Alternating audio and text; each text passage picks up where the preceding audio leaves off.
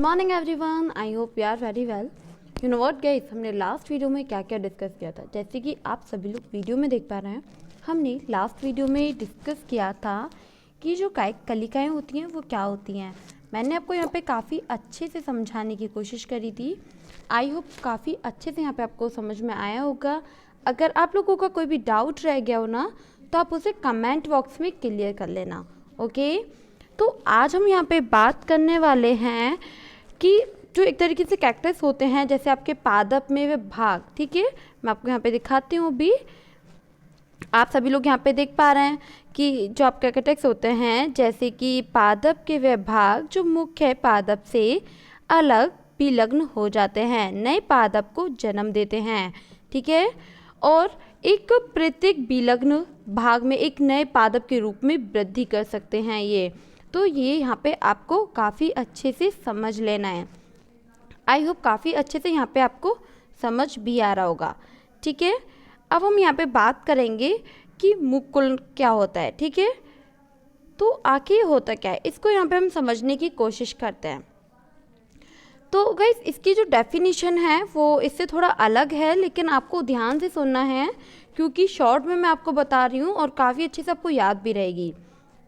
तो क्या होता है गाइस कि प्रजनन की वह विधि जिसमें जीवों के शरीर से क्या होता है, जीवों के शरीर से मुकुलन के उभार निकलता हो। ठीक है, और एवं उसमें एक नए जीव की उत्पत्ति होती है, वो क्या कहलाती है, वो आपका मुकुलन कहलाती है। क्या हुआ कि एक प्रजनन की एक विधि होती है जिससे जीवों के शरीर पे मुकुलन का एक उभार निकलता है। ठीक है, ऊपर की ओर उभरता है और उसके बाद एक नए जीव की उत्पत्ति होती है। ये आपको यहाँ पे काफ़ी अच्छे से समझ लेना है।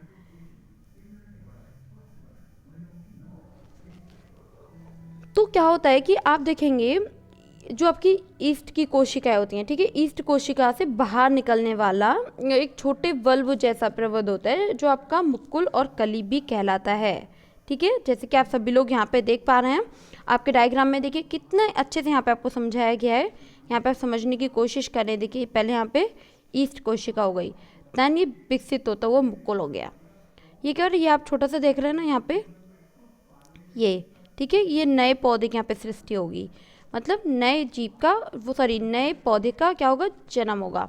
और आप देख रहे हैं इसकी तीसरी वाली जो इसकी पोजीशन है, थर्ड पोजीशन, इसमें ये बिल्कुल अलग होने वाला है और यहाँ पे ये प्रॉपर अलग हो चुका है। ठीक है, ये यहाँ पे इसके 3 नए नए पौधे ने जन्म लिया है। ये क्या हो गया, ये आपका ईस्ट कोशिकाओं से निकला। क्या हुआ, जैसे कि आप सभी लोग यहाँ पे देख पा रहे हैं, ईस्ट कोशिका, विकसित होता मुकुल, नवीन मुकुल और आपका मुकुल श्रृंखला। मुकुल श्रृंखला मतलब कि यहाँ पे क्या हुआ कि इसने इसको जन्म दे दिया। ये यहाँ पे बिल्कुल अलग हो गए। यहाँ पे आप देख रहे हैं ये जॉइंट है, ये भी जॉइंट है। ठीक है, और यहाँ पे आपका ये सिंगल है। अब यहाँ पे ये बिल्कुल ऐसे हो गया सिंगल, और इससे जन्म हुआ 3 नए नए पौधों का। यहाँ पे आपको काफ़ी अच्छे से समझने की कोशिश करनी है। अब है आपका खंडन। आखिर ये भाई खंडन क्या होता है, आपको पता है? नहीं पता होगा। पता है आपको? पढ़ने से पहले तो मुझे भी नहीं पता था, लेकिन तब मैं इसको पढ़ती थी ना, तो मेरे को काफ़ी अच्छे से पता चल गया। अब जो मैंने पढ़ा था वही मैं आपको बताऊंगी, इसीलिए आपको वीडियो को एंड तक देखना है और काफ़ी अच्छे से इसको समझने की कोशिश करनी है। तो गाइस, इसमें क्या होता है कि ये एक वह विधि होती है, एक वह प्रक्रिया होती है जिसमें मात्र कोशिकाएं वे खुद टूटकर अलग अलग हो जाती हैं। ठीक है, खंड के रूप में व्यक्त हो जाती हैं, एकदम विभक्त हो जाती हैं। यहाँ पे आपको ये काफ़ी अच्छे से समझने की कोशिश करनी है, जो एकदम खुद में टूट जाती हैं वो कोशिकाएं। ठीक है, और इसी को हम यहाँ पे खंडन कहते हैं, मतलब 2 या 2 से अधिक भागों में विभक्त होना, टूटना। अब इसका डायग्राम देख के आप काफ़ी अच्छे से समझ पाएंगे। तो ये क्या हो गया यहाँ पे आपका डायग्राम, ये आपका मादा शैल हो गया। ठीक है, ये आपका मादा शैल है। क्या है, यहाँ पे आपका मादा शैल है। और यहाँ पे इसको काफ़ी अच्छे से यहाँ पे आप समझने की कोशिश करें। तो यहाँ पे ये हो क्या रहा है, इस डायग्राम में आपको समझाने का तरीका क्या बताया गया है। अब मादा शैल है, इससे क्या हुआ, एक 2 मतलब इनका जन्म हुआ। यहाँ पे आप 2 पार्ट देख पा रहे हैं, यहाँ पे इसका जन्म हुआ। अब जन्म होने के बाद में फिर तब ये लोग बड़े हो जाएंगे, फिर इनका जन्म, यहाँ से भी फिर 2 का और जन्म होगा, मतलब 2 या 2 से अधिक। ठीक है, यहाँ पे ये आपको काफ़ी अच्छे से समझने की कोशिश करनी है। मदर शेल के 2 भागों में विभक्त हो गई है, ठीक है। इनकी 2 नई संतान हुई, यहाँ पे आप सभी लोग यहाँ पे देख पा रहे हैं, यहाँ पे इनकी 2 नई संतान हुई। और ये प्रक्रिया खंडन आप देख पा रहे हैं यहाँ पे विधि से ही होती है। किस में होती है? ये शैवालों में होती है। ये यहाँ पे आपको काफ़ी अच्छे से समझ लेना है। अब है आपका विजाणु निर्माण। आखिर ये विजाणु निर्माण जो होता है ये क्या होता है, इसको भी हम लोग समझने की कोशिश करते हैं। तो ये क्या होता है गाइस कि हम आपको इसको इंग्लिश में बोलते हैं स्पोर फॉर्मेशन, ओके। तो इसमें होता क्या है, ये आपका अलैंगिक प्रजनन है। मैं इसको आपको पहले ही बता देती हूँ, ये आपका अलैंगिक प्रजनन है। हमने अभी तक जो भी पढ़ा वो अलैंगिक प्रजनन के बारे में ही पढ़ा है। मैंने आपको बताया था ना चैप्टर के स्टार्टिंग में, इसके 2 पार्ट हैं, लैंगिक जनन और अलैंगिक जनन, ओके। तो विजाणु निर्माण आखिर होता क्या है? प्रजनन की वह विधि जिसमें विजाणु अनुकूल परिस्थितियों को प्राप्त करने के बाद नए जीवों की उत्पत्ति करते हैं। क्या करते हैं? नए जीवों की उत्पत्ति करते हैं और विजाणु प्रजनन कहलाते हैं, ठीक है। हम इसे क्या कहते हैं? विजाणु प्रजनन हम इसे कहते हैं। लाइक ऐसा कुछ एग्जाम्पल देखिए आपके इसमें बुक में भी दिए हुए हैं, जैसे कि जो डबल रोटी होती है दैट्स मीन ब्रेड, ओके। तो जो डबल रोटी होती है, जो ब्रेड होती है, ब्रेड में कवक उग जाते हैं। आपने काफ़ी बार देखा होगा जो वाइट कलर के होते हैं, उसमें ग्रीन है ना। तो कवकों में से एक ऐसा गुण पाया जाता है, उसमें काफ़ी सारे विजाणु का निर्माण करने का गुण पाया जाता है। काफ़ी सारे विजाणु, ठीक है, एक नहीं, 2 नहीं, बहुत सारे। तो इनके विजाणु बहुत ही हल्के होते हैं, ठीक है, हवा में तैर रहते हैं, हवा में एक तरीके से वो तैरते रहते हैं। यदि इन्हें अनुकूल परिस्थितियाँ न मिलें तो ये बढ़ते रहेंगे और एक सीमित क्षेत्र में इनका जन्म अंदर ही अंदर होता रहेगा, ठीक है। और आप देखेंगे कि अनुकूल परिस्थिति तब क्या होता है कि एक तरीके से इन्हें मिल जाए और तब ये इनके क्या होगा, जो जनन है, ठीक है, तो ये एक तरीके से जन्म ले लेंगे, तब इन्हें अनुकूल परिस्थिति मिल जाती है। तो अब आपने देखा होगा कि जो वाइट कलर का होता है कि ब्रेड रखी हुई है, काफ़ी टाइम हो गया उसको रखे हुए फ्रीज में, तो उसमें बहुत सारी फूई जिसको हम लोग अपनी लैंग्वेज में क्या कहते हैं, फूई कहते हैं, कवक कहते हैं, वो जम जाता है उस पर, ठीक है, वो बेकार हो जाता है एक तरीके से। तो ना तो हम उसको खुद खा सकते हैं, ना ही हम उसको किसी एनिमल्स को दे सकते हैं, वो बहुत बेकार हो जाता है, डस्टबिन में हम उसको गिर देते हैं, ठीक है। और ये हम क्या करेंगे इसमें, मैंने अभी आपको बताया कि तब अनुकूल परिस्थितियाँ मिल जाएंगी उन्हें, तब वह जन्म लेंगे। तो ये अपने चारों तरफ एक सुरक्षात्मक आवरण अपने ऊपर एक तरीके से ढक कर रखते हैं, जिससे ये लॉन्ग टाइम का जीवित रह पाएँ, ठीक है, ये काफ़ी अच्छे से अपनी लाइफ को में रह पाएँ। और जो आप देखेंगे कि एक तरीके से कि आपका प्रतिकूल परिस्थिति उपलब्ध होती है, तो जो कवक होते हैं ना, वो बहुत ही एक तरीके से बहुत जल्दी ही वृद्धि करते रहते हैं और बहुत ही जल्दी उसमें वृद्धि होती है, ठीक है, प्रॉपर उन्हें अगर वातावरण मिलता है तो, ठीक है। यहाँ पे आपको समझ लेना है काफ़ी अच्छे से। अगर आप लोगों का कोई डाउट रह जाए ना, तो आप उसको कमेंट बॉक्स में क्लियर कर लेना।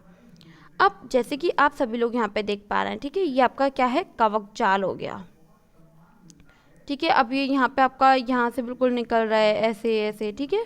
तो यहाँ पे आपको काफ़ी अच्छे से समझने की कोशिश करनी है। अब ये बीजाणु है, देखो बीजाणु कैसे, ठीक है, तो यहाँ पे आपको काफ़ी अच्छे से समझने की कोशिश करनी है इसको। ये आपका बीजाणु है और आप इसकी पिक्चर देख ही पा रहे हैं यहाँ पे। तो ये यहाँ पे आपको काफ़ी अच्छे से समझने की कोशिश करनी है। ये बीजाणुधानी आपका है, ये आपका कवक जाल है। तो आप इसे देख के काफ़ी अच्छे से समझ सकते हैं कि क्या चीज़ें आपके बुक में किस तरीके से समझाई गई हैं। अब आपका आता है लैंगिक जनन। अभी तक हमने पढ़ा अलैंगिक जनन के बारे में, अब हम लोग देखेंगे लैंगिक जनन के बारे में। तो ये क्या होता है, तो मैंने आपको लास्ट वीडियो में बताया था, जो पुष्प से होता है, मतलब किसी पौधे में पुष्प से नर और मादा दोनों के जनन अंग हो सकते हैं। ऐसा नहीं है एक के होंगे, पर ऐसा हम बिल्कुल कह नहीं सकते हैं, इसमें दोनों के भी हो सकते हैं, एक के भी हो सकते हैं, ठीक है। ऐसे पुष्प जिसमें नर जनन एक तरीके से पाए जाते हैं उसे हम एकलिंगिक बोलते हैं, ठीक है, जैसे कि आप सभी लोग यहाँ पे भी देख पा रहे हैं, ठीक है। और आपका होता है कि मैंने आपको बताया था जिसमें नर और मादा दोनों जनन अंग प्रेजेंट होता है, ठीक है, उसे हम द्विलिंगी पुष्प कहते हैं, ठीक है, और वो द्विलिंगी पुष्प ही कहलाते हैं। यहाँ पे आपको काफ़ी अच्छे से समझ लेना है। अब आपने यहाँ पे देखा कि एक लिंगी पुष्प, द्विलिंगी पुष्प, ठीक है, तो इसका मतलब तुमने यहाँ पे जान लिया। अब इसको डीपली हम इसको काफ़ी अच्छे से जानने की और कोशिश करेंगे। अब आप देखेंगे यहाँ पे कि आप यहाँ पे एक वर्ड और देख पा रहे हैं, ठीक है। तो एक वर्ड क्या है यहाँ पे आपका, वो हम यहाँ पे इसे काफ़ी अच्छे से समझने की कोशिश करते हैं। अब वो वर्ड है क्या, तो देखिए कि इसमें होता क्या है गाइस, कि पुंकेसर। आखिर पुंकेसर और स्त्रीकेसर हम किसे बोलते हैं, तो पुष्प में पाए जाने वाले नर जनन होते हैं, ठीक है। तो पुष्प में मैंने आपको बताया था पहले भी, आप इसे काफ़ी अच्छे से समझने की कोशिश करें। आखिर ये होते क्या है, पुष्प में पाए जाने वाले नर जनन अंग होते हैं, उसे हम कहते हैं पुंकेसर। क्या कहते हैं, उसे हम पुंकेसर कहते हैं। किसी पुष्प में पाए जाने वाले वो जो मादा और जनन होता है, ठीक है, मादा भी होते हैं, जो मादा जनन होते हैं उसे हम क्या कहते हैं, उसे हम कहते हैं स्त्रीकेसर। मतलब जिसमें नर जनन अंग है उसे पुंकेसर, और जिसमें मादा जनन अंग है उसे हम स्त्रीकेसर बोलते हैं। ये यहाँ पे आपको काफ़ी अच्छे से समझ लेना है। काफ़ी लोग इसमें बहुत ही ज़्यादा कंफ्यूज हो जाते हैं, लेकिन आपको कंफ्यूजन नहीं करना है और आपको काफ़ी अच्छे से यहाँ पे समझ लेना है। अगर आप लोगों का कोई भी डाउट रह जाए तो आप उसे कमेंट बॉक्स में क्लियर कर लेना। जैसे कि अभी हमने यहाँ पे जाना कि बीजाणु निर्माण क्या होता है, लैंगिक जनन क्या होता है, पुंकेसर क्या होता है। तो ये यहाँ पे आपको काफ़ी अच्छे से सारे टॉपिक को पढ़ना है। वीडियो को आपको एंड तक ही देखना है। और क्या करना है गाइस, अगर आपको मेरी वीडियो पसंद आती है ना, तो आप इसको लाइक, कमेंट एंड शेयर ज़रूर कर दिया करें। तो आज के लिए इतना ही। आप काफ़ी अच्छे से पढ़ते जाएं।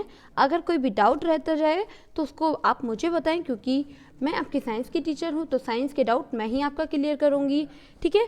अगर आपका किसी भी सब्जेक्ट में कोई भी डाउट है तो आपको क्या करना है, हर वीडियो पे कमेंट बॉक्स में उसमें कमेंट में बोल देना है कि मैम मुझे ये समझ नहीं आ रहा है, सर मुझे ये समझ नहीं आ रहा है।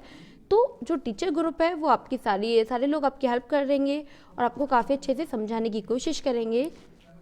तो bye bye and take care and best of luck. Thank you so much guys, bye bye.